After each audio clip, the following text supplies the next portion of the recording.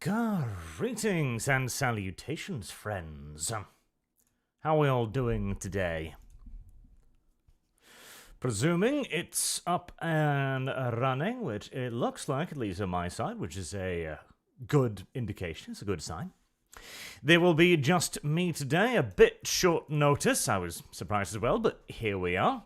And we do have ourselves a fair few topics today because, well, see, when I'm saying the little black Trashmaid, I'm not being racist. I'm not being mean or cruel to Hale Bailey. I am literally saying they dressed her up in garbage from the ocean.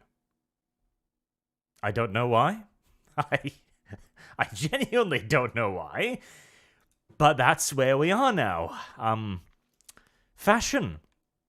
It is a crime against God, in my opinion, and as you can quite clearly see, I believe... Oh, Jesus Christ.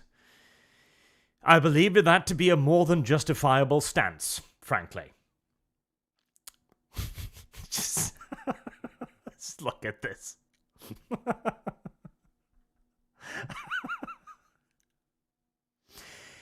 You actually do kind of have to wonder why. What passed through their minds as they decided, right, let's dress this woman up in seaweed and plastic garbage, I'm not entirely sure, and then we'll plaster over it all with bright, I don't know, something, definitely. And of course, it gets worse, obviously, it gets worse. That's a bathing ring on her head, incidentally. In case you were wondering, just in case.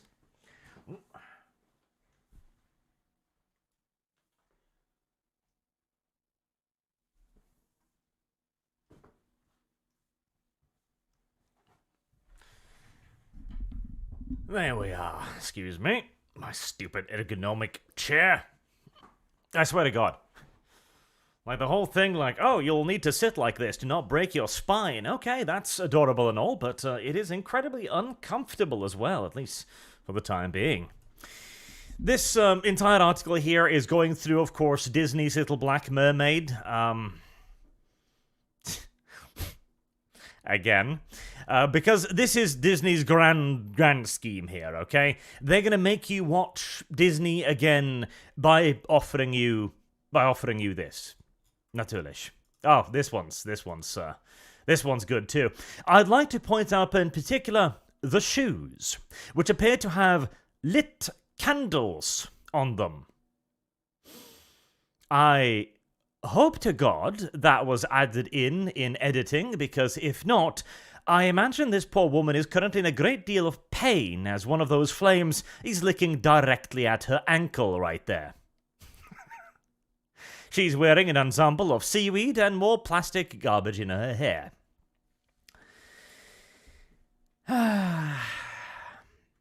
And of course, this entire article is, well, rather racialized, shall we say. Most of it focuses on how she is a certain color. She's black, and that's very important to her. Her hair is spiritual. I mean, if her hair truly is spiritual, I feel like maybe she wouldn't dress up like this, but that is his thing. Oh god, where was that part, actually? Ah, yes, there we go.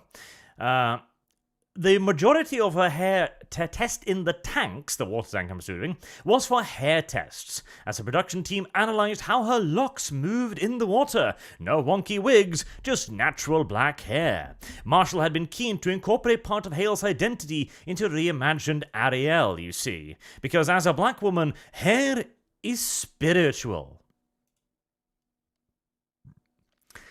The more and more I learned about this whole black nationalism thing, the more and more I realize that it is literally just the Nazis, but with a slightly different shade. God damn it. My hair is spiritual. And, okay, right, here.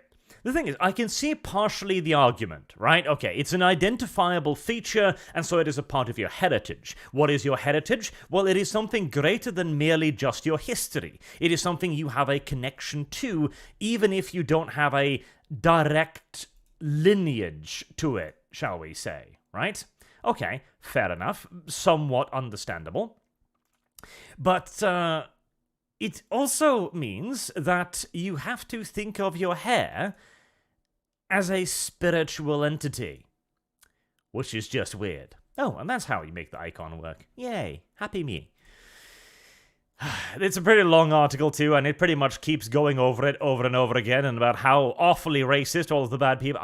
Is she wearing sponges? Of course she's wearing sponges on her feet. Why would she not be wearing sponges on her feet? I don't understand, chat. Why would she not be wearing sponges on her... Yeah, I don't think this is going to work out, Disney. I don't know why, but I do not believe this to be the win you think it is, frankly. I think it might actually be a massive, major mistake, but hey, what do I know? Mark DeShame says, so Totem Arts just had a live stream of Firestorm for Renegade X. Ooh, okay. I am kind of mildly looking forward to that, because I do have some... I don't know if I'll go so far as to say good memories about Command & Conquer Renegade, but it was certainly a very interesting idea, if nothing else. Almost a little bit theme parky, so we'll see. We'll see when it's done, probably, when it's actually started shaping up properly. JC Denton says, probably a beaten horse, but do you plan on playing Genocide Sim again? And did you watch the Flashgitz video of it? I have not. I watch a frighteningly small quantity of YouTube these days, but on the topic of the Genocide Simulator, so I do have a couple of interesting things there. Right, so first and foremost, the Genocide Simulator is doing amazingly well, as we pretty much all know at this point. Hogwarts Legacy earns $850 million, sells more than 12 million units in the first 2 weeks. Yeah, it's a smash success. It's beyond a smash success, in fact. It is a historical success. See, here's the interesting thing, right? In the midst of many of these dying franchises and dying settings, like... The Lord of the Rings is getting pounded at the moment. The Wheel of Time is barely hanging on. Games Workshop is struggling. Blizzard is struggling. There are so many major settings and franchises right now that are not doing very well at all, in large parts due to waning consumer confidence and, well, interest, straight up. In that they don't care. And a Black Mermaid is not going to revitalize interest in The Little Mermaid. Particularly not also as, of course, it has nothing to do with Hans Christian Andersen's original fairy tale anymore. But Hogwarts Legacy has actually managed to revitalize the Harry Potter setting a huge amount by simply just being a good video game. The negative buzz around it, the cancel culture buzz of the transphobia, etc., blah, blah, blah, blah, blah, blah, blah, was just swept away under the rug in days, to the point where its most vocal cancel culture proponents were just yeeted off the internet. The person who created that stupid harassment website to identify who were and were not playing the game, that person's been suspended now from practically every single social media platform. It's genuinely rather interesting to see how the revitalization of Hogwarts and Harry Potter as a setting has happened. Preceding to this, J.K. Rowling was a very controversial figure, quote unquote. Now, I mean, I doubt the woman can do anything wrong. I mean, I bet you Warner Brothers have sent baskets of roses to her house. They will have been fallacious phone calls like, oh, Rowling, you did so well. Oh, it's a video game. It's doing amazing. So can we be friends again now? Stuff like that. And on the other hand, we have some people who are a little bit annoyed at the success. So, I have here a very interesting little thing. Thank you very much, by the way, to the person who gave me this. So, this is a rear-end peek at Amazon's backside here. So, this here, BBJ19, that is the internal code for Harry Potter. Now, I made a video a little while ago, a few weeks, I believe, where I talked about Amazon apparently cancelling an advertisement campaign that was supposed to be running with Hogwarts Legacy. In other words, they were supposed to be, pimping out the game, etc., and getting people to buy it. And in return, undoubtedly, they would be receiving some little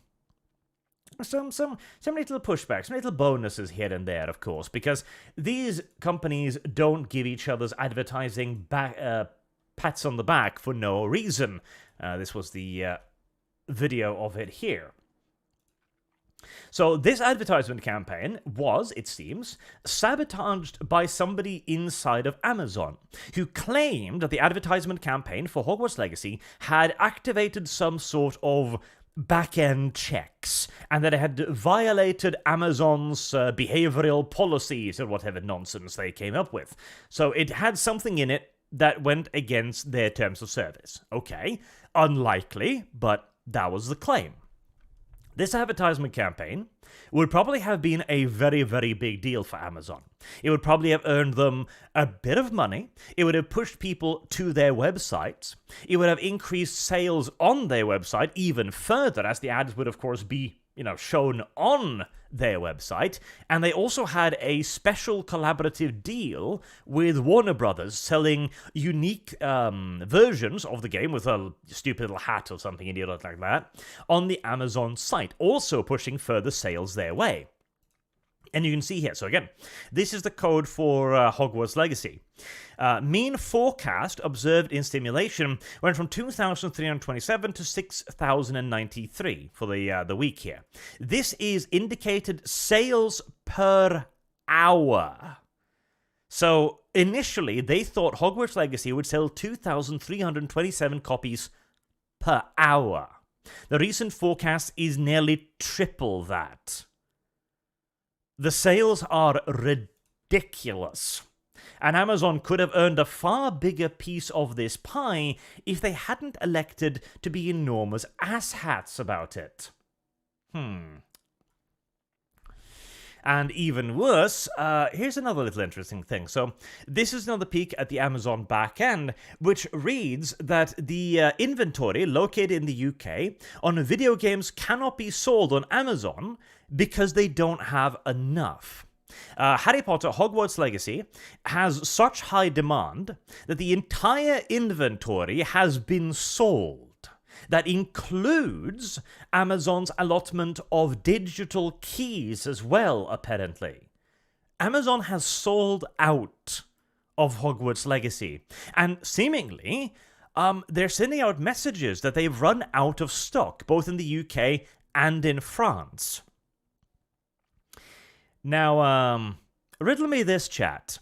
If Amazon have already come to the prediction that sales are increasing massively, why haven't they increased their stocks? Why haven't they, over the course of, the last 2 weeks, increased the amount of physical copies and digital CD keys they have? Why haven't they indeed? This is pure speculation, but the only reason why I could see that happening is because Warner Brothers is refusing to play ball and is not giving them any more because they don't need them. Warner Brothers is sitting on the golden goose. Hell, they are sitting on 12 golden gooses here. And suddenly, Amazon isn't getting any golden eggs anymore. Oh, of course. It might simply be that that they didn't, predict demand, maybe. Maybe there isn't enough physical copies, possibly, but that wouldn't stop them from generating more CD keys, obviously. Like, Steam is still selling copies. Steam doesn't have this problem. Yeah, I am pretty certain that this is Warner Brothers' big old middle finger reaching into the sky to flip Amazon and Jeff Bezos off directly as they continue to print oceans of cash right into their own treasuries. This has really genuinely been an absolute wrecking ball defeat for the wokist group. No doubt about it. Like, Warner Brothers will undoubtedly have received the message loud and clear about this, and seeing as they're apparently cancel culturing Amazon in return, I have a sneaking suspicion that Amazon might be starting to get the message as well. Speaking of, I will have a video up on Monday as well, talking about Warner Brothers' plans to start rebooting The Lord of the Rings too, and guess what? Amazon might be running a little bit of disingenuous fuckery there as well for their investors who are not very happy at the direction that Amazon Studios are currently taking. There is a rather heated temperature on Amazon's back end at the moment, shall we say. Understandably so, because, well, if you were told that you were sitting on the next Lord of the Rings and it ended up being an enormous flop, you'd probably start questioning where your money went to as well.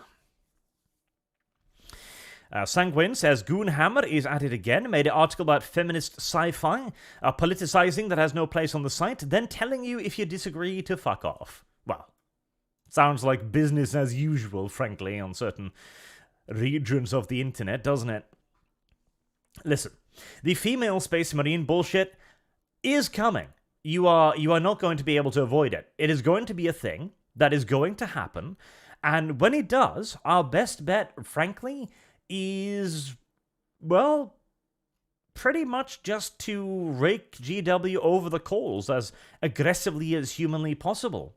And, well, try to give them the same kind of beating that Amazon has received here. Because it is going to happen, and it is going to be awful, and yeah, it might actually be enough to finally put a proper nail in GW's coffin. Incidentally, no further announcement on the GW and Amazon cooperation deal either, which is interesting.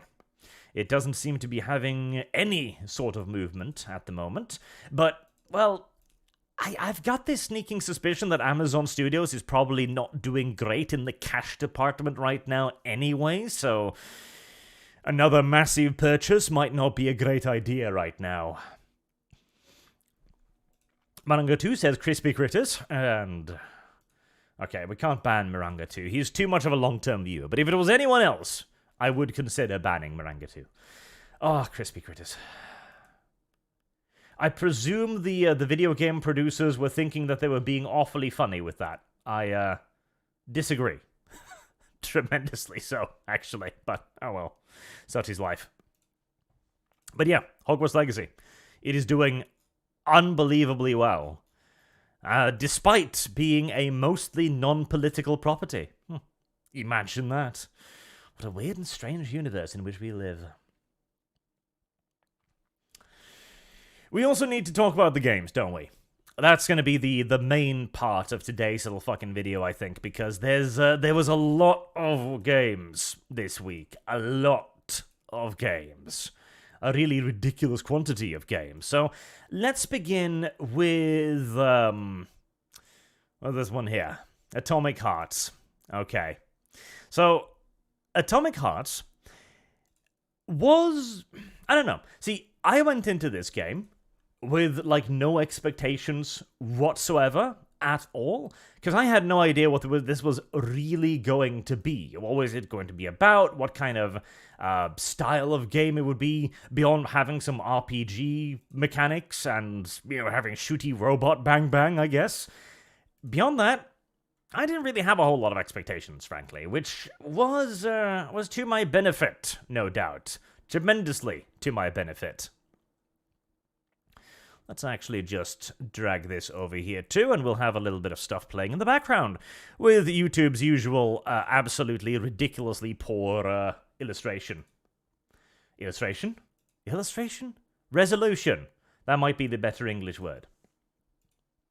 So, Atomic Heart is currently rated as mostly positive, which is very nice for Atomic Hearts, isn't it? Because it did have a massive pseudo-boycott campaign launched against it, where a lot of people were trying to cancel it for reasons. There was even a bunch of stuff that came out that turned out to be fake. Like there was excuse me, like a can of like sausages in the game that looked like the Ukrainian flag, and people were like, "Oh my god, they're saying Ukrainians are pigs or something." Turns out that was a can from like the 1980s that actually existed. Whoops. And there was also all sorts of rumors that the game was like, didn't even run, the developers had put zero effort into it, it was incredibly unfinished, blah, blah, blah, blah, blah. And most of them turned out to be bullshit, because the game runs. At least on my system, it ran perfectly well. The game is finished, it has a semi-cohesive story, although it literally ends with a "please buy the DLC" sign, the size of the New York skyscrapers, but, Details. Yes, live chat is good chat. And the game itself, I mean, it's alright. Like I said in my video on it, it is the very definition of a 6.5 out of 10 video game. It does everything you'd expect it to do. It shoots, it scoots, it RPGs, it levels up, it fires ice out of your palms, and you do kill a few robots as well. And beyond that, not a whole lot. Really, not a whole lot. The ending was pain. Yes, chat. The ending was absolutely awful. Both of them. Again, I won't ruin it here because people might not have played it and they might still want to, be surprised, quote unquote. But yeah, the endings were awful. And obviously they were simply just setting it up for more sales down the line, either of DLC or an expansion or whatever the hell else, which is just stupid, but what can you do? The ending is worse than Mass Effect 3, and that's saying something. You are actually correct, yes. Like, at least Mass Effect 3 had an ending, Okay, the ending was just select your preferred color, sure, but at least it had an ending, whereas Atomic Hearts, you could very much argue, does not have an ending. Even worse so, it doesn't have an ending because the game makes you throw away a crucial key core plot item for no particular reason.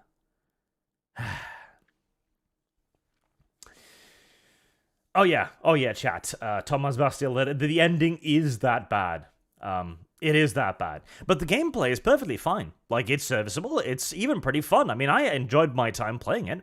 And I did a 6-hour stream on it, so clearly I was having fun. Otherwise, I doubt I'd be able to get through 6 hours of it, But there was also a lot of it for just being Russian as well. And you guys who've been watching my military stuff a little bit too are aware that my opinion on this is really damn simple, in that you should punish Russia, not the Russians, for the actions of the Russian state.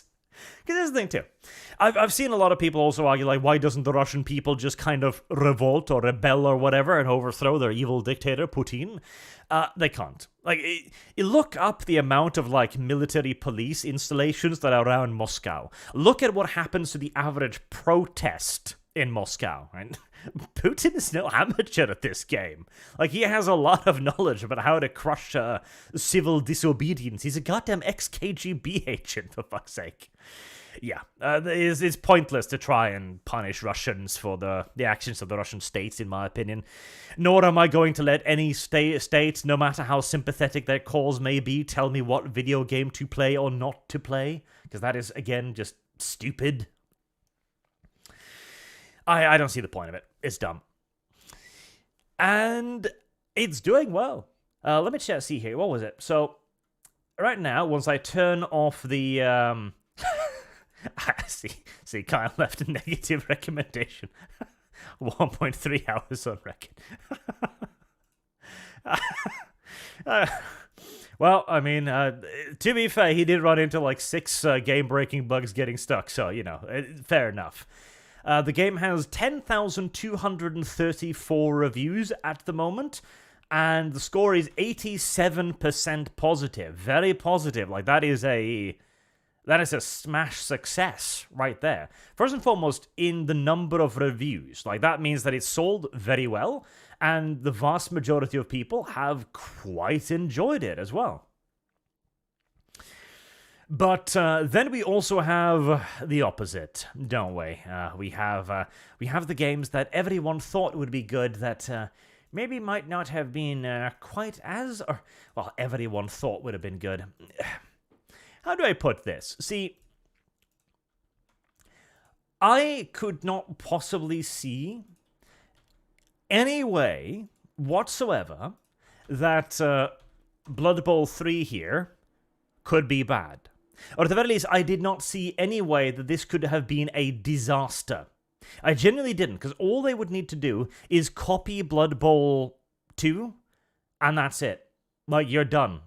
Finished. That is all you had to do. And they managed to screw it up. But, alright. Let's do a couple of the super chats first, and then we'll get into this particular disaster as well. Daniel Holsend asks, why did Kib betray you, Arch? Well, he said he was going to be busy today. Busy streaming, I presume, apparently. Because they were going to try and push harder for their game, and that's all I know. It was a little sudden, but there you go, I guess. That's the information I have at the moment. Mark James says, we should have AI reanimate Disney's The Little Mermaid, but without the seashells. I feel like that's already been done. In fact, I'm pretty sure there's hentai of that exists. I'm almost certain, in fact. Black917 says, Hail Arch Christ, our Lord and Savior. Weird seeing you alone.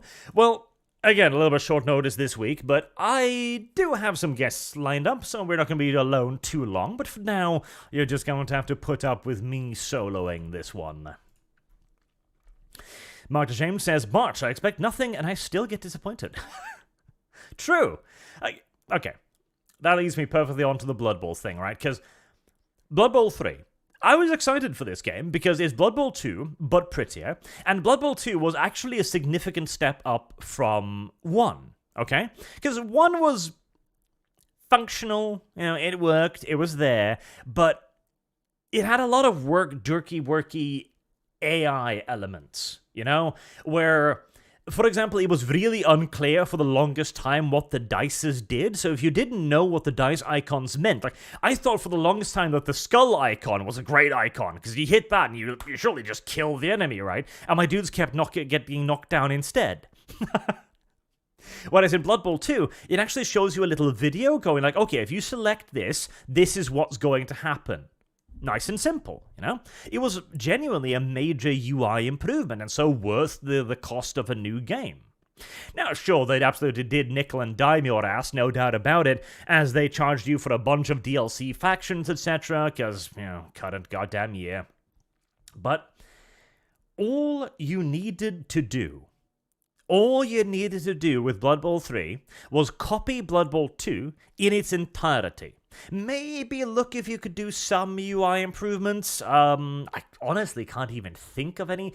It would be nice to maybe have an ability to look at your sideline, I guess, to like peek on over and go like, okay, who have I got on my sideline? Who has the opponent got on his sideline? Maybe stuff like that, minor things. But Blood Bowl 2 was mechanically more or less perfect, frankly. And then you up the graphics, you make it cuter, and sure, okay, you're gonna nickel and dime it even more, it is the current year after all. Add in cosmetic shops, as we can see right here. Fine, I don't necessarily mind so long as they're microtransactions, because here's the thing. I am of the opinion that it's, like, customization features in a game is all well and good, so long as they are easily available and they are cheap. Like, we are talking a $1, $1 or so for a different headpiece, or a different shoulder pad, or like a fancy piece of paraphernalia, like a parrot on the shoulder or something stupid, And then you have a discount price for a full set. So in the case of like a Dawn of War game, right, you could give them $5 and you'd be able to turn all of your guys into Space Wolves, for example. That's fine. I've never been in opposition to that because, well, for better or worse, the development cost of games are going up and they need to find some way to earn money, especially the smaller studios. Okay. Duh. And hey, if you don't want to engage with it, don't. Simple as. But in games like this, like, the worst part is when you buy something, you can only put it on one individual character. And as you can see here, the shop doesn't even actually work. you know? It's retarded. At least they gave you all of the paints for free, I guess, when they could load as... Like, you can see it in the gameplay. It takes seconds. It takes seconds and things. It takes like 10, 20 seconds to load basic menu items because the game is constantly connecting to the server. That's just ridiculous. Like, actually absurd. There was no way they could fuck this up. There was no way. There was no reasonable way they could fuck up Blood Bowl 3, and yet they did. Oh God, did they do it? It was at the top. It was on Steam's top seller list for a while. Like, it was actually popular. Like, Cyanide had a winner on their hands. And now it's sitting at 27% positive at mostly negative. And the worst part is it has 1,000 reviews. Like, it's sold awfully. And I don't think a whole lot of people are going to be engaging with the in-game cash shop for this one for some weird reason. Yeah. Just... An incredible disappointment. Gola82 says, Barch, where is your handler boyfriend today? Busy, so no kibs today. ShadowFox2300 says, still has a higher positive rating than Blood Bowl 3. Yep. I think most games on Steam do. I mean, this is Bad Rats level. This is record layer level right here. And Black917 says, hi, Holtz. And Soul the Lich, Kibbs betrays Arch. Arch smiles as he feeds on NTR. That is true. I do feed on NTR. NTR is good. And every good game, like Atomic Heart has demonstrated, has a little bit of NTR in it. You know, that's simply the truth. Every good game has NTR inside of it. It's just a fact. That's just how the world works, and everyone is just going to have to accept it. And, you know, learn to live with it. Yeah, it's not unfair. It is simply how the world functions. And speaking of simply how the world functions, okay, so another game that by no rights could ever be bad is, of course, Company of Heroes 3. And yeah, chat, the cash shop is skins for one figure. In that, if you buy a head in Blood Bowl 3, you can put that head on one character. And if you want to use that head on somebody else, you have to take the head off that character, reverting to the same model as everybody else, as there is 0 customization options that you don't have to pay for. And then you can put that head on another character. So you can't even put it on like 3 or 4 characters. It is awful. But CoH3. CoH goddamn 3. Like, Company of Heroes is a long-standing franchise at this point. Like, it's a big boy. It is a actual titan of the RTS market. And Relic. Relic. Like, how many times has Relic just actually revolutionized RTS gaming, you know? And now we've got Company of Heroes 3, which is mechanically rather good, but is visually and audio-wise incredibly disappointing. Leaving us with, let me see here, a mixed. Okay, it's crawling its way upwards. I believe it's probably eventually going to end up at, like, teetering on the brink between mixed and positive, I think. Probably. Because, again, mechanically, it's a very solid game. Like, I have very few complaints about the actual mechanics of Company of Heroes 3. It's just that the visuals, the presentation, the audio side of it, etc. It's terrible. It is actually terrible. It's terrible. It's just not good enough for Company of Heroes. Jazuk Taizago says, I'll be blunt, you guys are giving this Company of Heroes 3 way too much credit than it deserves, and its weird, woke, and pointless intermissions and campaign. Alright, so, I don't think I am. Like, I've played every Company of Heroes game. Right? I've played every Company of Heroes games, hundreds of hours of each of them. I am pretty a big buff on CoH.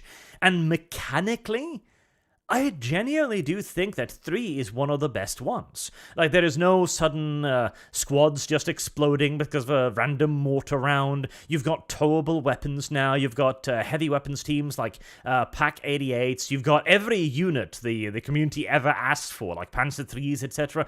They've clearly done a lot of work to try and appease the community. It's just that they didn't have the talent to put it all together in a good enough package. Plus, again, the art director dropped the ball so hard. I mean, look at what you're seeing right on screen now. Like, it is genuinely difficult to see the unit. Like, the bike blends perfectly into the fucking background. Like, his camouflage is so good. It is actually genuinely difficult to see a giant motorbike. It's... At least it's better than the previous setting, where the screen was so bright it would give you migraines, you know? Step forward, I suppose.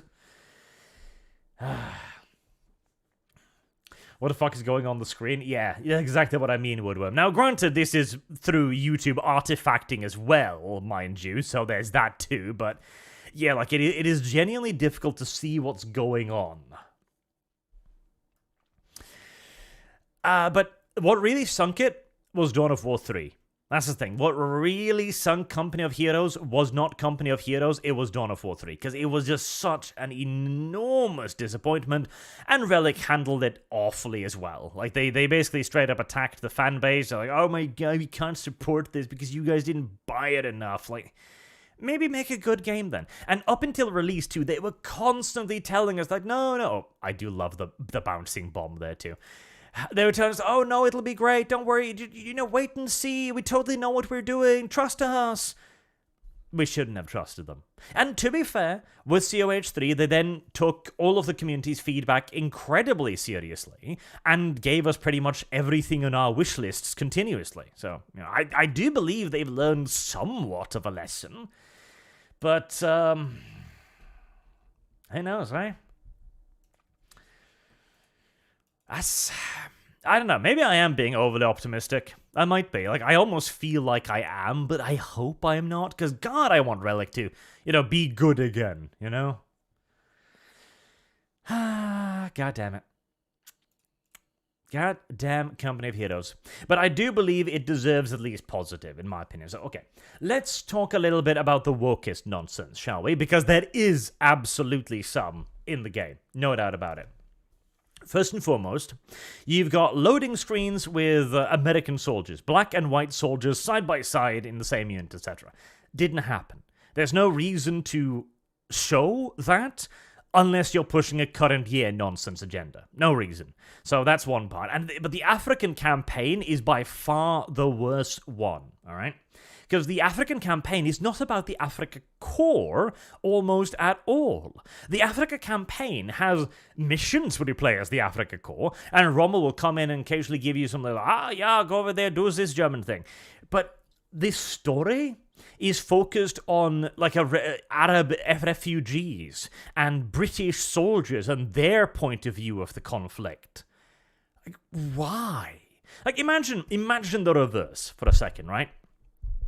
Imagine you're playing a Company of Heroes games, and you're playing it from the Allies' perspective. You're playing as the British, right?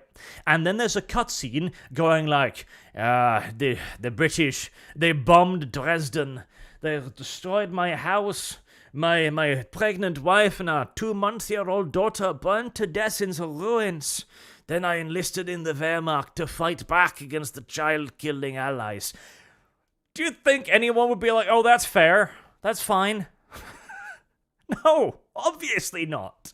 Because it's ridiculous. It is pushing a very clear agenda at that point. You are purposefully presenting the game from the opposition's viewpoint because you're too much of a coward to actually say what happened. It's retarded. It's actually, I hate it. It's stupid. And it does the game a major disservice as well to make it even goddamn worse. Because now you're not playing the Africa campaign. You're not actually playing the Africa core. You're playing as the Africa core with the British storyline. It's dumb. And I hate it a great deal. It's also just unnecessary. Like, do you really think that people who play Company of Heroes of all goddamn games is gonna be like, oh no, not the German perspective. They were the bad guys of World War II. Like, come the fuck on.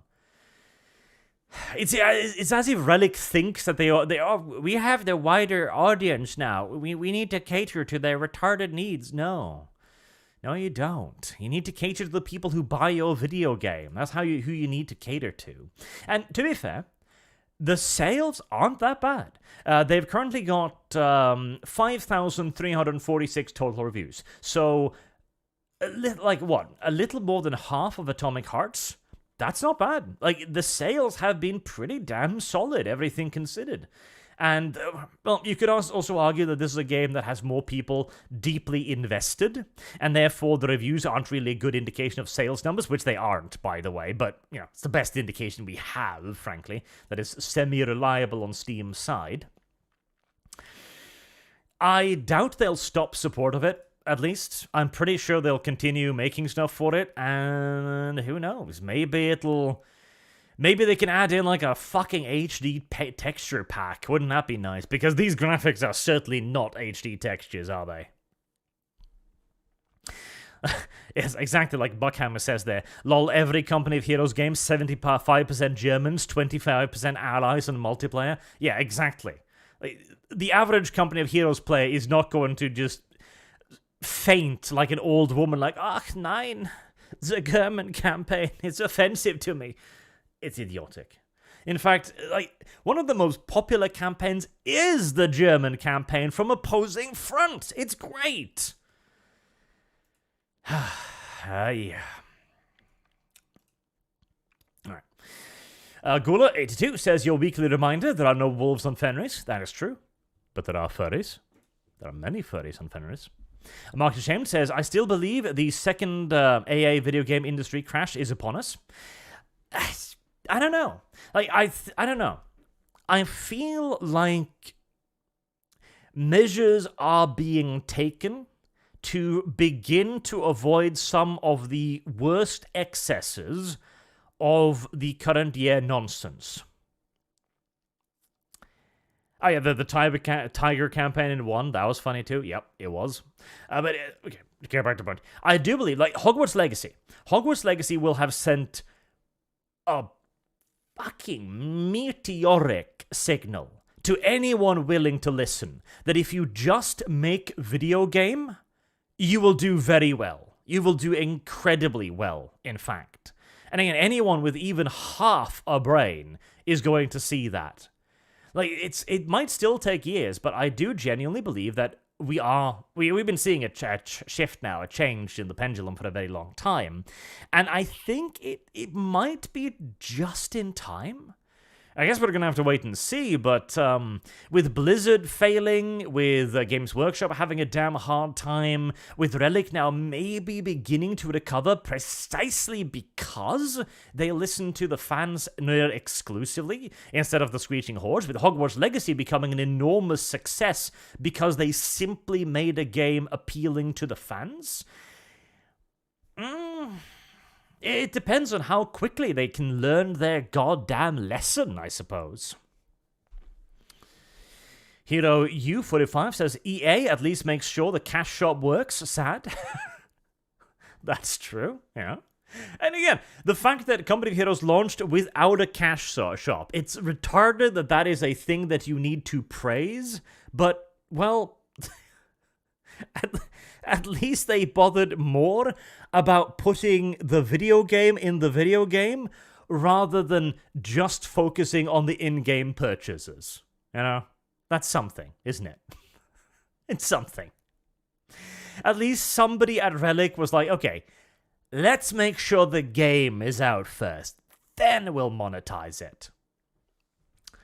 It's a low bar. It's a damn low bar, but it's the bar we currently have.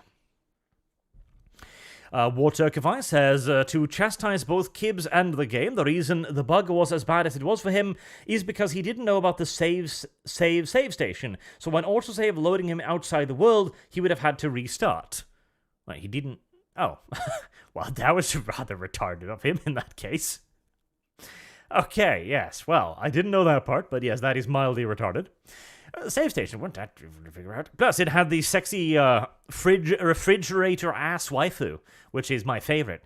I'm really sad they didn't continue with that joke, because to my 13-year-old brain, sexual harassment refrigerator waifu was actually pretty fucking funny, okay? I enjoyed it quite a bit. Thoughts on Operation Harsh Doorstep? What the hell? I feel like I've heard that one.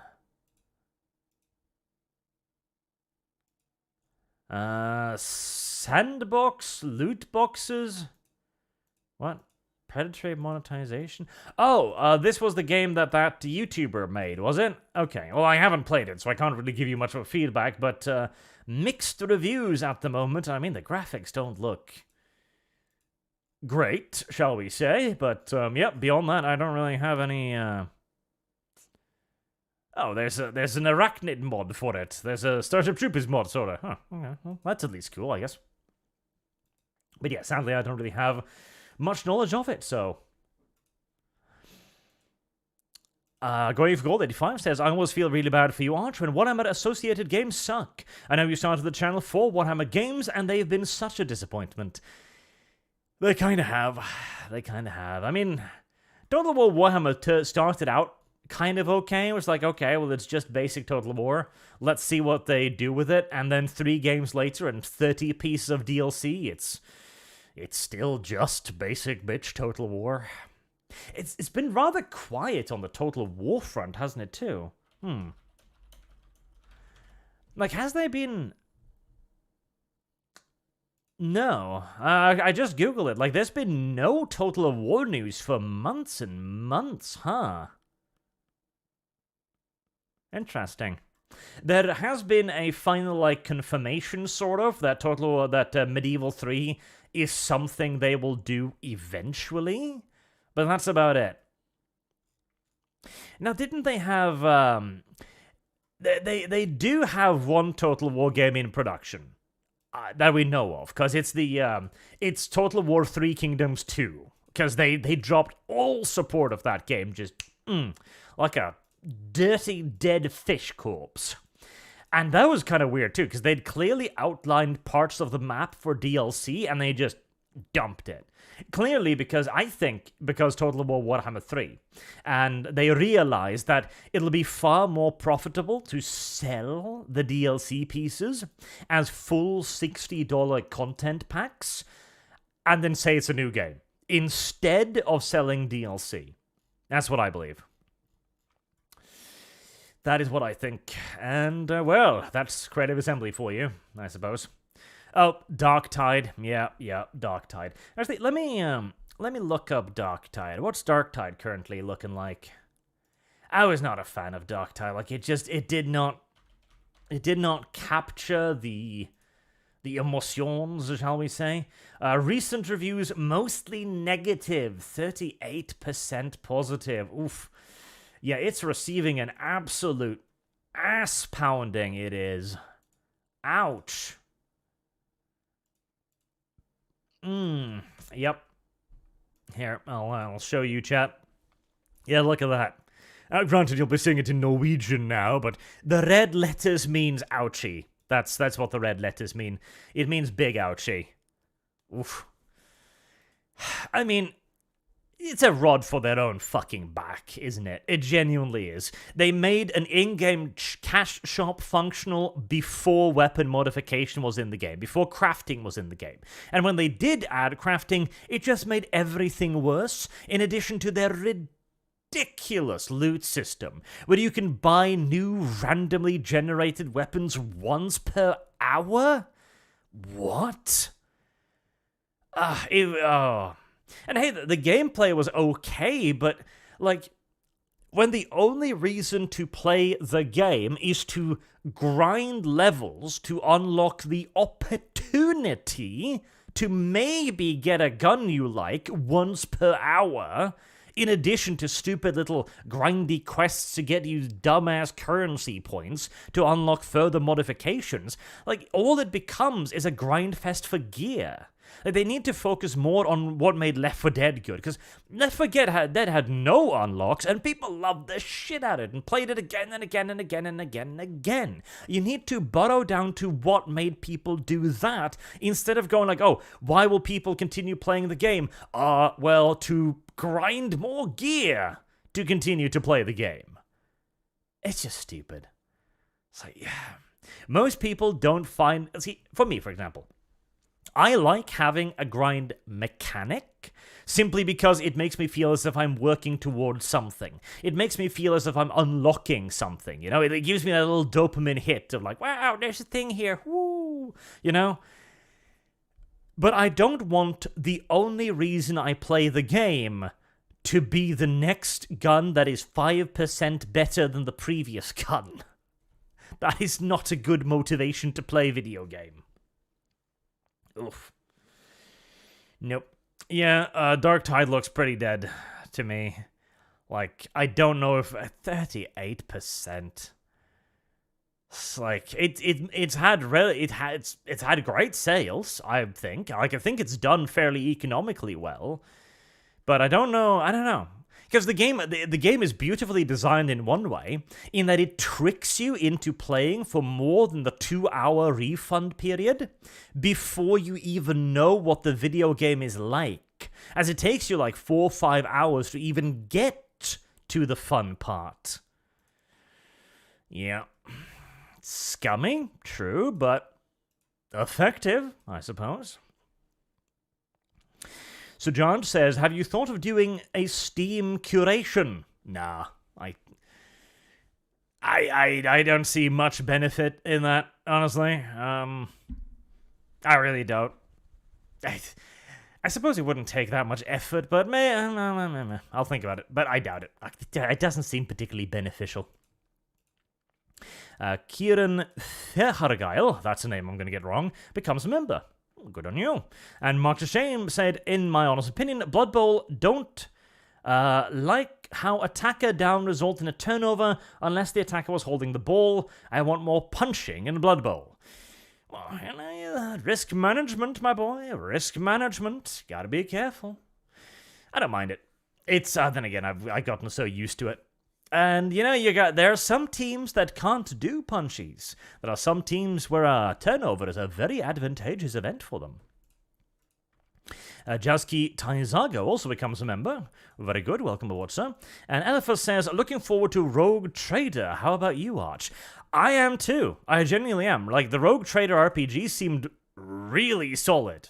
Really damn solid. So, unless Owlcat somehow massively drops the ball, which I don't see them doing because they've already delivered like 2 other really competent games, that one's going to be good. That one is almost certainly going to be good. And Adobeman says, they recently released Immortal Empires, in which you don't need Warhammer 1 and Warhammer 2 to play it, and news of Chaos Dwarfs in a recent trailers. Oh wow, they recently released Immortal Empires. Well, at least you don't need to own Warhammer 1 and 2, I guess? I'm presuming they still gate the factions, though, I'd guess. Because I don't see Creative Assembly just giving away access to that, but hey, at least the Grand Campaign map is finally playable, I guess. Many months after release. And Chaos Dwarves is nice. I'm probably going to butcher them. Because they're not going to be my Chaos Dwarves with the tall, retarded hats. They're probably going to be new Chaos Dwarves. I'm not a fan of the new Chaos Dwarves. They look too dumb. I don't like them. Oh, yeah, and chat confirms, yes, you do need to own the previous ones to get access to them. Yeah. That's hardly a shocker. It's not a big surprise. Oh, Creative Assembly is being greedy. You don't say. Wow. A shocker indeed. Oh, Christ. Oh, and then there's this Kerbal space program as well. Let's see here. Let's see. Let's just drag that one over as well, and let's make it the big screen theater mode so you can see it properly. All right. And I'm going to do a quick Hassan Piker moment here and leave you to go and fetch myself a little bun because I'm starving, and I should have eaten before this, but, you know, it's the popular streamer thing to do now, to just abandon the audience for a few minutes, and you can watch me fly a, thing. Have fun.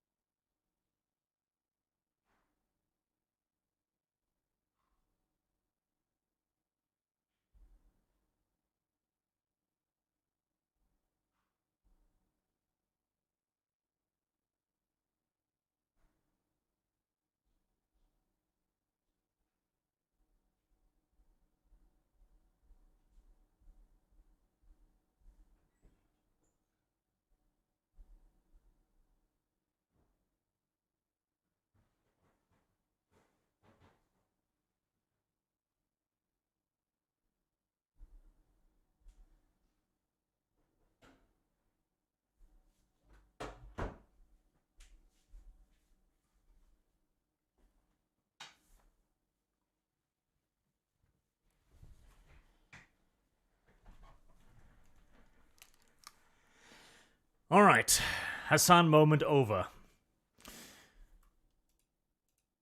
Well, if I'd unpaused the video, you might have been more entertained. But I didn't. Consider yourself duly chastised, chat. You did this, not me.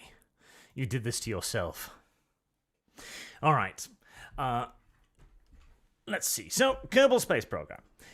I'm a bit conflicted on this one, okay? Because Kerbal Space Program 2 looks to me quite a lot like KSP 1, basically, when it was in early access. Although, don't pause it, there are actually some things that KSP 1 had in early access that KSP 2 doesn't, which is kind of stupid. But, I mean, it's got the bare bone basics, shall I say. I guess people expected a lot more in the early access version, and, well, that's the thing. We old school people, we've come to expect that back in the day, when people released an expansion, it was an expansion. It had more stuff in it. It had more cool stuff in it. It was a bigger and better game in every way than what came before it. And that was just the norm. Like, obviously, it's going to be a better game. Duh. That's just not true anymore, which is annoying. Remarkably so. Because instead, what you get is a game that is, if you're lucky, the rough equivalent of the game you once had. Like, that's the best you can goddamn hope for. And most of the time, you're just gonna get less. You're just straight up gonna get less. And then all of the things you used to have will slowly but surely be added in afterwards, once you've opened your wallet wide enough to pay for it, that is. And KSP2 gives you most of the initial things, but launching it without a campaign mode just feels dumb. Like, it's okay. Now it's just a physics sandbox, and that's, you know, it.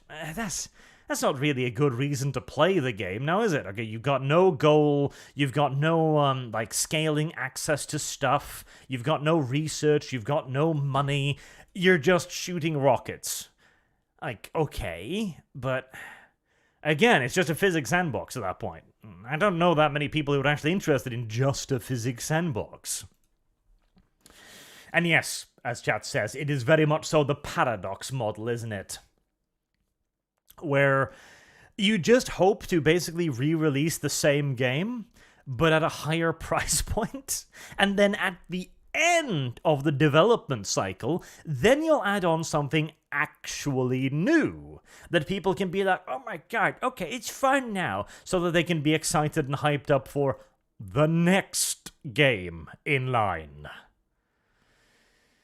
Hey. Oh, thank you, Adoman. I actually did miss that. President Irina Vladimirovna Putina says, hey, Arch, love your content. Helps me get through my long haul every night when you post. Can I get a shout-out for my Azul Lane and Gjinka mod for Hearthfire 4? It's still in development, but I'd love to get more players. Sure. How do I communicate with you? Oh, there you are. You're in chat. Oh god, how do I get a link out of you? Can you post the name in chat? Because chat automatically yeets all links. So if you can write in the name, I'll copy it and I'll search for it. And thank you, Adoman. I did miss that. Probably because I was too busy thinking about Steam curation. I don't like Steam curation. Nobody likes Steam curation. And, okay, what's it sitting on right now? The Kerbal Space Program, if I finally get the uncensored version, there we go, 49% positive. Ouch. So it's actually gone down a little bit. Okay, that sounds not great. Not great at all. Not great at all. I imagine that people were simply expecting a lot more than they got. Oh, look at this beautiful landing, chat. I nailed the first landing. It's a pinch hard on the touchdown there, I'll say. A pinch hard, but not a big problem. Not a big problem. The airplane was clearly built for it. And I will say this. The actual, like, flight models in KSP2 are way better. Like, you can actually fly, you know, without doing very special shit. There is... Oh, God. I remember I had to find like a full guide section on Kerbal Space Program 1 that actually explained how the flight model actually worked. And it was like a whole massive thing, like, okay, so it doesn't actually work like air resistance, and it doesn't actually work on balance principles. It works in this weird way where the game kind of adjusts your gravity contra your engines. And so aircraft that look absolutely ridiculous, like super rear heavy, flew way better than aircraft that actually looked like aircraft. And this was done in part because back then they were just, you know, throwing the code together on half random almost to try and figure out a way to make helicopter-style things work, you know, to broaden the flight model's ranges, which, fair enough, you know. And at the time, they were pretty much working with glue and stick figures, so, yeah, gotta admit that, but 2 has done a lot of improvements in that regard. We'll have to see how much they add and how fast as to whether or not it will be a superior replacement to 1, though, because that's the big deal. Because if you already have Kerbal Space Program 1, right now, it has a lot more stuff than 2, and there's no real reason to play 2 beyond it looking a bit prettier and handling a little bit less derpily. Also, this was the mod I was asked if I could give a quick little shout out to, and I do like Azul Lane, because it's cute, and it has ship goals in it, and it's dumb and derpy, and it has massive tits. And just to point out, YouTube, not hentai mod, so, you know, don't hit me, I guess. No screenshots yet, though. You do need some screenshots. Some nice screenshots to say exactly what the mod is would be lovely. That is a little bit down here. I'm presuming it's mostly like a portrait mod, I guess, with some modifications. Air tech rebalance. Yeah, because you could do this. In fact, it'd be kind of cool if you had a outside world spawning enemy like the sirens constantly attacking you. That could be cool. I haven't played Hearts of Iron in so long now. They keep releasing updates that break the game and make me very, very sad. Alright, so yeah, Kerbal Space Program 2.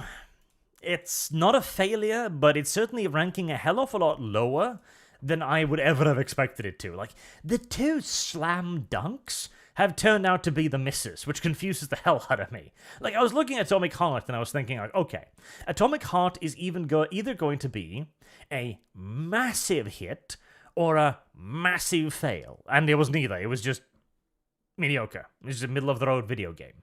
And Blood Bowl 3 and Kerbal Space Command 2, I was like, okay, there's no way these will get bad receptions, and, well, here we are. And Hogwarts Legacy, oh god, I don't know what I expected from Hogwarts Legacy. Like, I probably expected at best like a micro game, like a mini game laden kind of halfway derpy game, like for children. But what we got was actually a pretty decent little RPG adventure style game. Again, clearly for a younger audience, but not pulling that many punches either, and clearly having been designed first and foremost for, well, the people who like Harry Potter, which is unusual enough in this day and goddamn age. What does... Man, it's interesting though. Okay, what does this even tell us about the state of gaming? Okay, so the Sons of the Forest also came out, and that seems like a pretty damn good game. And it's been received very well, overwhelmingly positive, like very positive, 84% right now. And it too is fully functional, not very jank. It's got all of the mechanics in it, and it too is in early access. Then you've also got other early access game like Songs of Six, which I showed you on this channel not that long ago, which is also in early access, but it has an absolute metric ton of mechanics. Or Terra Invicta, another amazing goddamn game that has more mechanics in its early access version than most Paradox games have after 5 years of DLC. And then there's Ultimate Admiral Dreadnoughts, which... Oof. Now, interestingly, it has actually managed to get... It's... Ultimate Admiral Dreadnoughts is this weird kind of almost pseudo-trap-like structure where it's been in early access for so long, and it's been so relatively promising for so long, that it has mostly positive reviews. But most of the recent reviews are scathingly negative. And so people might be tricked into buying the game. Well, tricked is a bit of a harsh word, but you get what I mean. And then they're looking at it like, wow, this looks incredibly unfinished. Because it is. And it'll probably never be finished. I hope I'm wrong on that, but, well... On the bright side, at least now Games Lab is working on only one game, as far as I know, and that'll probably be to that company's benefit, as they spread themselves way too thin for way too long on way too many projects, and none of them got the attention they truly deserve. Sons of the Forest has the impossibly dim AI, though. Oh, wouldn't surprise me. Let's see. ShadowFox2300 says, also got Age of Wonders 4 and Baldur's Gate just got a release date. Okay, let me look up Age of Wonders 4 real quick. See, this is nice too, chat. We can just have a reliced, as in you have gotten lice. Again. A relaxed chat. We don't need a co-host, we can just speak words at each other. And embrace one another's loneliness. Yes. May the 2nd. That's not that far off. Okay, so April is that Jedi game, and this is a 2nd, huh? Yeah, let me give that a follow too and keep an eye on it, because I would like a good Age of Wonders game, and Planetfall was pretty damn cool. Maybe if they even can, add in a multiplayer function that works this time around, that would be even goddamn better. And Baldur's Gate, Baldur's Gate. When is that? 6th of October. Oh, okay, October, right. That's a while off, but hey, I'm glad it's actually being, finished, because the early access version was pretty cool. Like, it was fun enough, definitely. I could see that game being pretty awesome to play through. I do. It does have a lot of current yearism in it, though, doesn't it? Like, all of the male characters are traditionally handsome and chisel-jawed and beautiful, and all of the female characters are like... Well, if I squint really hard, I guess you're not as ugly as you could potentially be. What happened to good old-fashioned wish fulfillment, huh? What happened to good old-fashioned self-masturbatory video games, where you could build a party full of hot NPCs, be they male or female? I miss the good old days. I really do. A 40k open-world MMO, says Jack Snow. Yes, that would be pretty cool. They cancelled one, actually. That's the problem. There was a 40k... Oh, hit the mic. There was a 40k MMO in construction for a bit there, but it died due to lack of interest, I suppose, I guess. Don't know. It looked sort of promising, but then again, we never really got any gameplay, so... Who even knows? It was probably shit anyways. Isn't that a goblin girl that looked good? I mean, she looks alright. Again, if you squint a little bit, you can be like, well, I guess I don't need a paper bag, but... Did you not plow the drow? The drow? I don't even know if I played with the drow. When I played Early Access, there was like an elf chick and like a goblin chick, I think, and that was it. No, not Eternal Crusade. There was another 40k MMO. Let me see if I can find it. Let me see. Well, I can find a picture of it, at least. There you go. Yeah, no, there was an actual 40k MMO in the works for a while. I don't remember. This is old news, by the way. Like this is a while ago, but it did have some pretty cool screenshots. It looked kind of almost a little Warhammer Online-y, you know, like Warhammer Online, a little bit. And we never got any real gameplay, so all we got was these little pictures, and you know they look a little bit outdated now. But again, this was many years ago. This was many years ago. So who even knows? But I mean, it looked cool. This was in the before time when we didn't have to worry about a video game being woke. We just expected it to be true to the setting it was in. Wow, that was a long time ago. Like, holy shit, when you saw a 40k game and the first question wasn't whether or not the Space Marines would be female, but whether or not it would simply just be a cool video game. The before times. The before times were so good. And now we're in the now times. Where video games actually get censored instead of being remade. Oh, what was it? The Resident Evil 4 remake. Let me see if I can find that. Because I believe there was some leaked screenshots or video game nonsense about that showed some rather radical redesigns, shall we say. If I can find it, that is. Yeah, I can find it on Sankaku Complex, but let's not show you guys Sankaku Complex, because I'm pretty sure there's some pornography over there. And we should be careful about these things.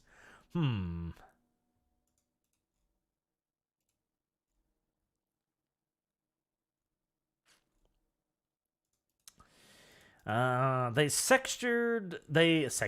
censored some of the jokes, but again, it's the current year. What can you bloody enjoy anymore without feeling bad about it? The VR version also undergone censorship.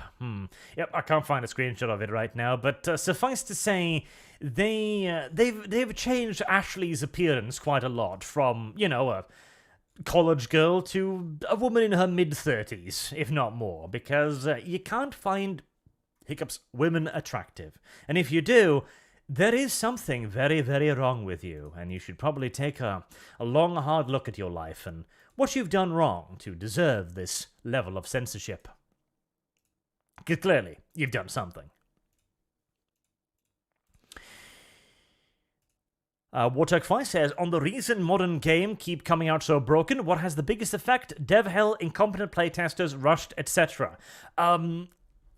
too many... Honestly, I think it's because the machine is too large at this point.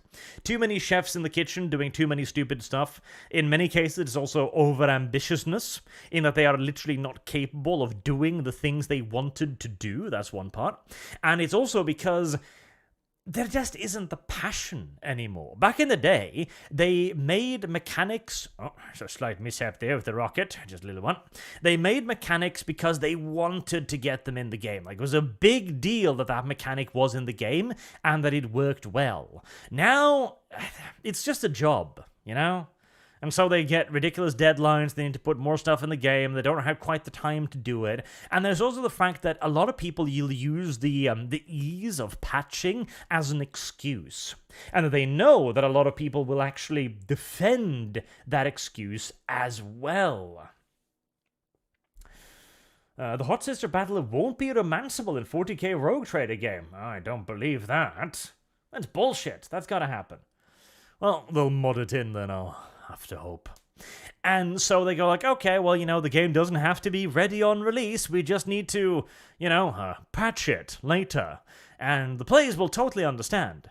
Because a little bit too often, they do.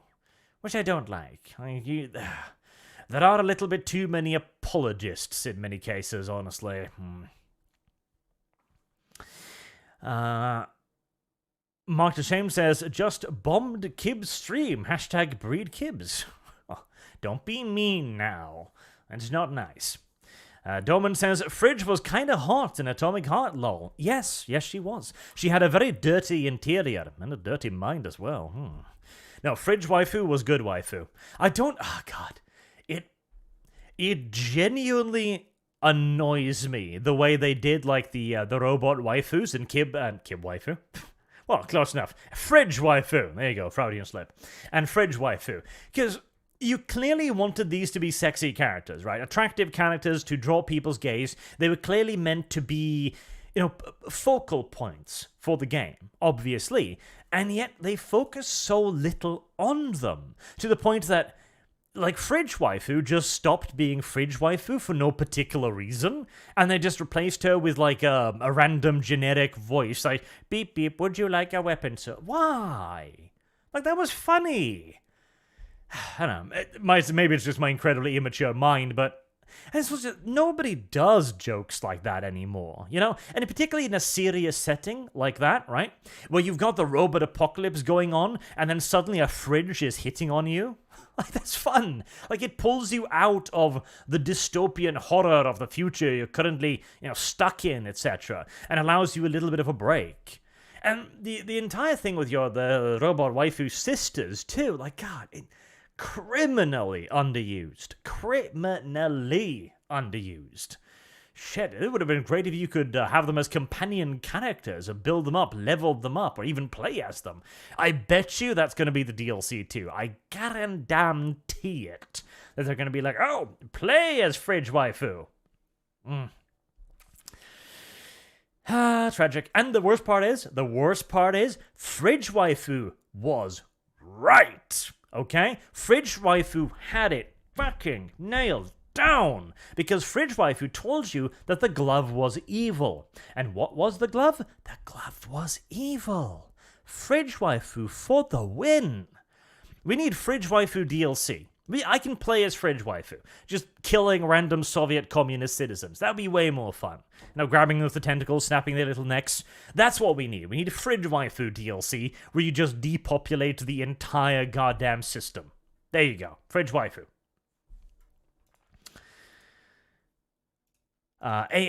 Space Wolf Blackmane says, AH is fairly decent for a first-time developer. Atomic Heart is fairly decent for a first-time developer.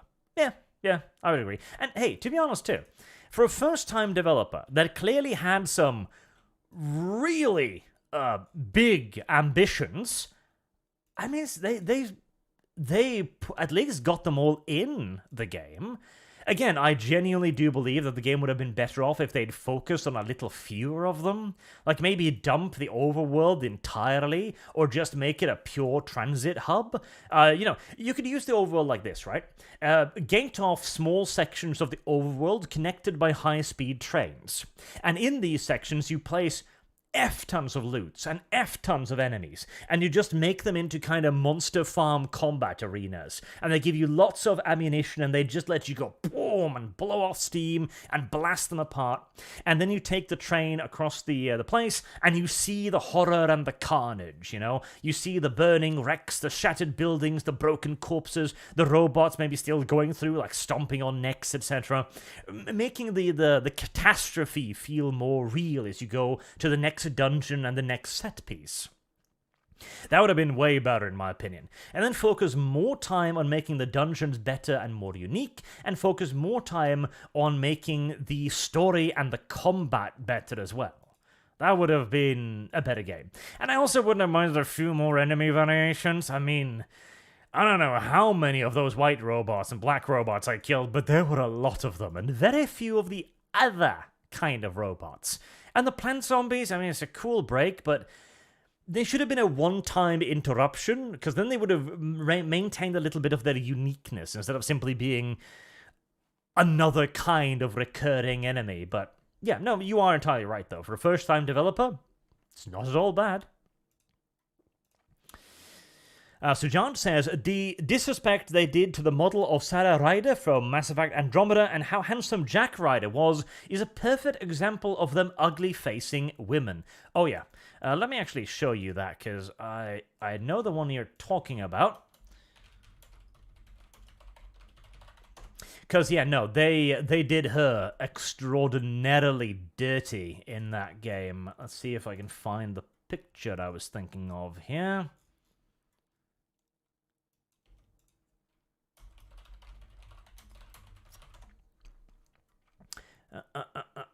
Oh, God. Oh, Jesus. I'm just looking at some of these character models now. Like, okay, they sort of did it in Mass Effect 2 as well. Let's see. Many of you might remember this chick, the Save the Cheerleader chick. Like, she was everywhere for a while, and they based Mass Effect's Miranda off her. And they did a mostly good job, but Miranda sometimes looks a little weird, a little fish face. She looks like a pinch inhuman, you know? Like they couldn't quite get it, huh? But clearly, so this is also evidence that clearly Mass Effect or BioWare, or it's not the same team actually, but they do know how to do this, sort of. They do know how to make a real person into a character, at least to a relatively successful degree. And then Andromeda came along. And again, just look at this. Just look at this. This guy. That looks pretty clear. That looks pretty much like a one-to-one translation of the guy's face. You know? If anything, you know, the position is a little bit different, the lighting is a bit different, but this is pretty damn straight up, you know? He's got the same kind of eyebrows, same kind of forehead, same kind of jaw, ears, etc. This is pretty much them just mapping his face onto a character. And then you've got this. Like, it's actually difficult to understand why they did this. Or maybe, you know, here's the thing. You know what you want to hear, like a really hot take, okay? You want to hear a really hot take? They actually mapped her face perfectly, but they didn't apply the paint correctly. It's one of those, like, without makeup shots. Without the filters shots. Maybe. You can't stop thinking about it now. But yeah, like, it's... this entire thing pisses me off so much, because again, there has been no changes to the male characters. None whatsoever. The male characters are buff and handsome and fit and hot. And the female characters are universally the exact opposite. Yeah. There is obviously a bit of an agenda going on there, because there is no reason to do this. There is no reason to make your characters ugly. You know, nobody is going to go like, oh, thank you, I really hated having that hot woman trail along behind me. That was something that really triggered me for some reason.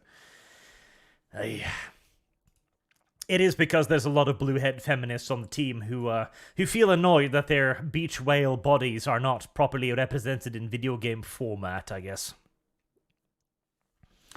Mark James says, need Battlefield Gothic 2's second edition, but there's a crazy idea for Chaos Demons use Chaos Mana warships. Okay. Battlefield Gothic 2nd. Are they doing anything more? Because I know the guys who made Battlefield Gothic, actually, they're kind of cool. They've... Oh, all reviews, reviews mixed. Yeah. Tindalos Interactive, that was their name, yes. Tindalos Interactive. They don't have a proper, like, Steam page. Because they've actually made some really interesting games. And I think they're currently working on one that looked kind of promising. Let me see if I can find that one. They made a really cool little space MOBA-style thing at one point. Ancient now. It's like from the back in the day of Total Biscuit, but it was actually kind of cool.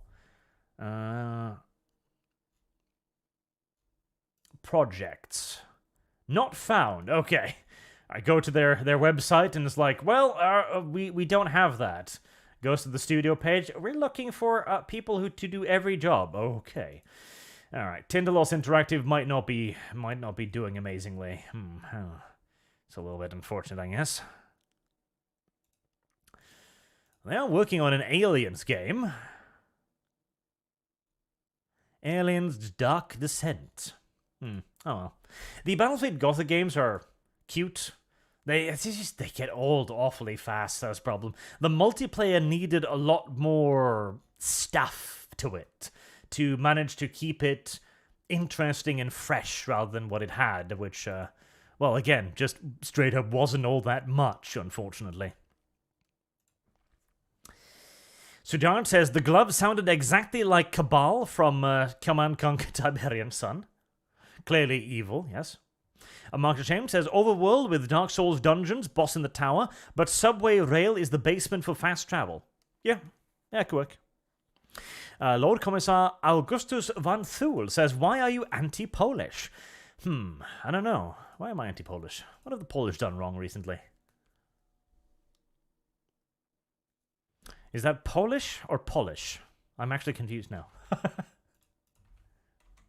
No, that's Polish. I don't know. I don't have an answer.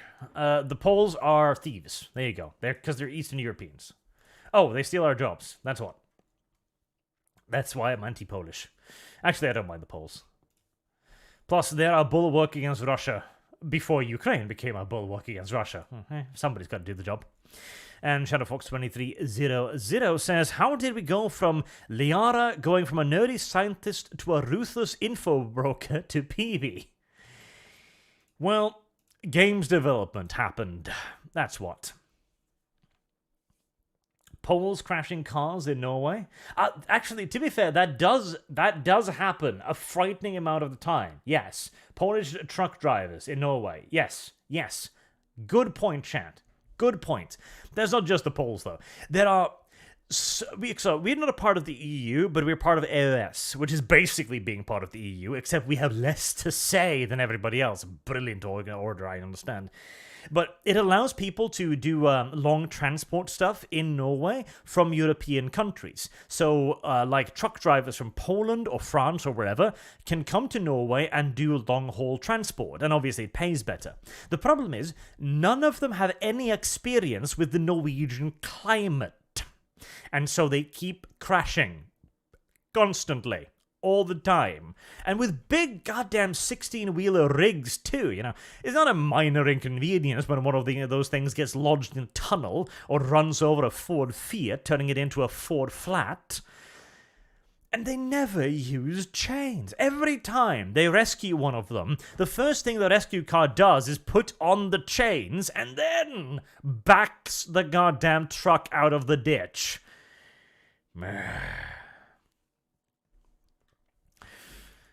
Yes, that is a crime. A pretty large crime, too, but it's committed by more than just the Poles, so we'll call it a European Union crime rather than a Polish one. Build highways. Have you been to Norway? My dude, there's a mountain in the way. And unironically, I don't care where you are, whatever you are in Norway, there is a mountain in the way. Unironically, like, the road from here to our capital, Oslo, which is only about 2 hours drive away, there is like 6 tunnels on the way, because you drive through 6 mountains. Yeah, no. There are no highways in Norway. It's not a doable thing, tragically. Commercial trucks need to carry huge fines. Well, the issue is we pay them so well for Norwegian shipping that they can probably just pay them. It's one of those Microsoft kind of situations where Microsoft just pays the fine for illegal monopoly again and again, year after year. Mark James says, Poland needs Lithuania to succeed. But does Lithuania need Poland to succeed? Maybe we can have a resurgent Commonwealth over there. The Polish-Lithuanian superstate. The Swedes invented dynamite for a reason. Oh, there's another funny story. Let's see here.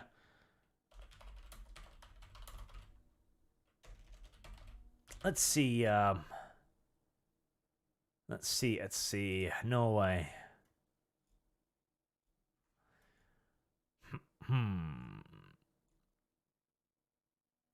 God damn it. Hold on a second, chat. I need to look up Norwegian news now.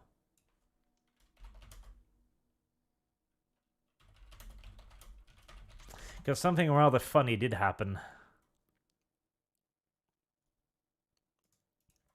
Oh, it's going to open again now.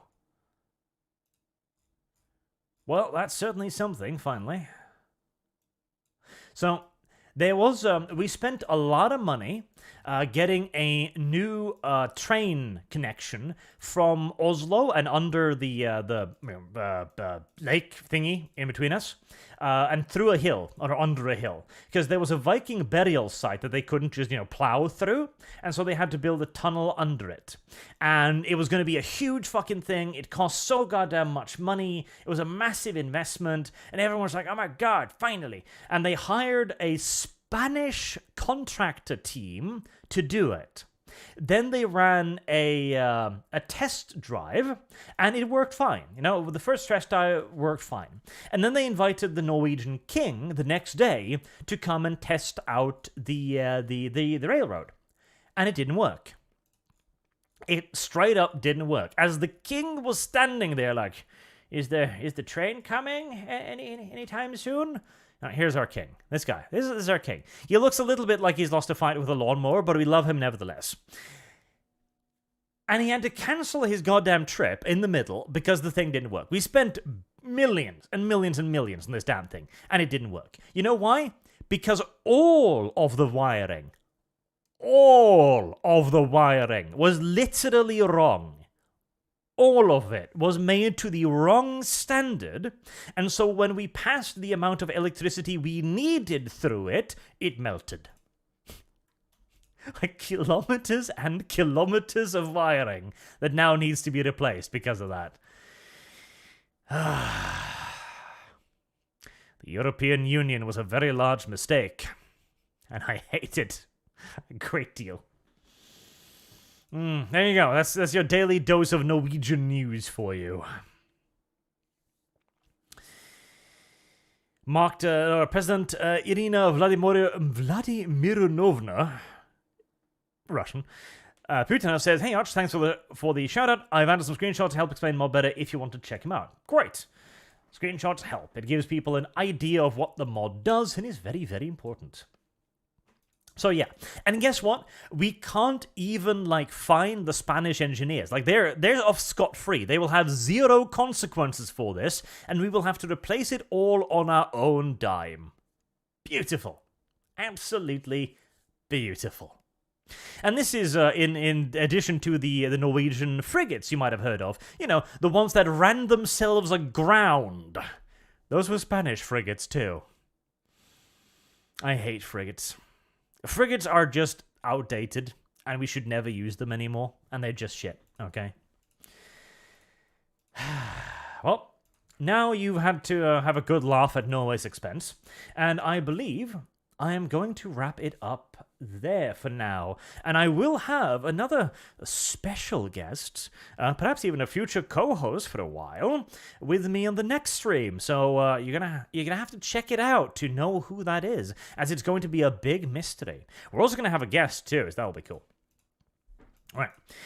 Until next time, I have been Arch. Thank you all very much for watching and for your super generous donations, and I hope to see you all again next week as well. Till then, have a good day.